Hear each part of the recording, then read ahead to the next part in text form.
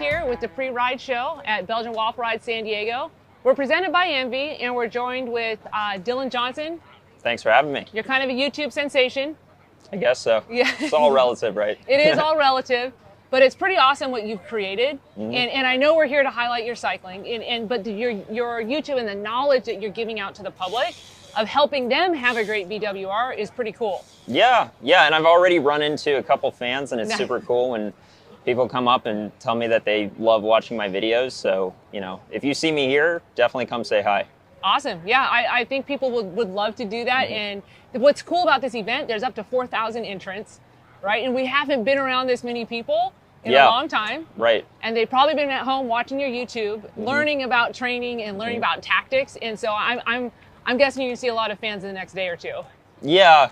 I was when I went to Unbound. I mean, the amount of people that were coming up to me and saying they watched my YouTube video, it was crazy. So, and like you said, I haven't been to an event in a really long time, and the YouTube channel grew a lot during COVID. So cool. It's kind of like I haven't been to a place with so many cyclists that could potentially be watching my videos in a long time. So, it's just cool to see. That's awesome. And you made very productive time of your quarantine time. Mm-hmm. Of creating your brand and this deep wealth of knowledge. But I know also at the same time you were training a ton. Yeah, I was training a lot, but I think during 2020 I was putting out a video a week. I've kind of not been able to get a video out a week this year because I've been going to races, and when you're going to races, it's hard to stay on the video schedule. But yeah, I mean during the pandemic, I was pretty much working on videos and riding my bike. So that's pretty cool. Mm-hmm. And I think looking at with your very extensive knowledge on data and power and how to utilize it with training, when you get onto the trails and the asphalt tomorrow for BWR, do you look at your headset? What are you doing? So this is one of those races where I'm probably just going to be doing whatever the front group is dictating. If they're going hard, I'm going to go hard to stay with them. If they're going easy, I'm going to chill and conserve. Not every race is like that. There are some races where you find yourself alone, and looking at your power data while you're racing is helpful.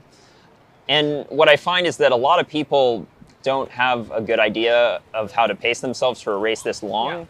Yeah. They'll be doing their threshold for the first 20 minutes of a 6-hour race, and they're going to suffer later in the race because of that.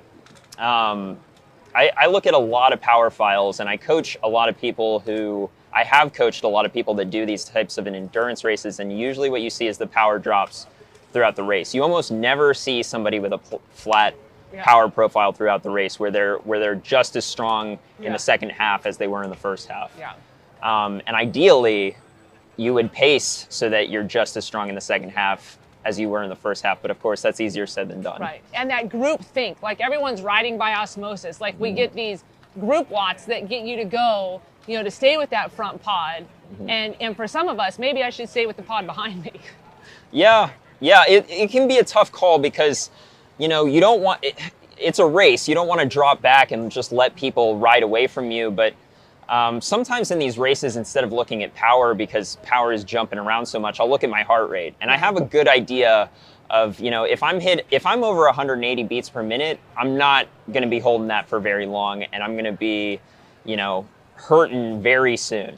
So if I take a look at my heart rate and I see that it's over 180, I got to make a judgment call. Do I drop back, or maybe this hill is only going to last another minute or two, and I can push it. But yeah, you got to make those mid-race judgment calls, and sometimes it requires maybe dropping back to the next group in order to not pay for it at hour 6, 7, 8. Yeah, and it's intuitive, and you have to know yourself well. Mm-hmm. And with all the time you spent with your training and doing these big events, like you just did Unbound, right? Mm-hmm. You did Gravel Locos prior to that, and knowing where that limiter is and almost going off that rate of perceived exertion, how on a scale of 1 to 10, how much harder can you go? And I think that's going to help you, Dylan, get to the spot where you could potentially be in contention at the final.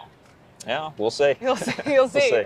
Well, and we want to make sure we plug your YouTube, and that people follow you, and I've gained some knowledge from it. And I think what I enjoy about what you do, Dylan, is you're not afraid to state your facts, what you believe is correct, right? And I think you do that with your racing as well, right? You're here to race, you're here to go hard, and we appreciate you bringing that here to the Belgian Waffle Ride. Yeah, thank you.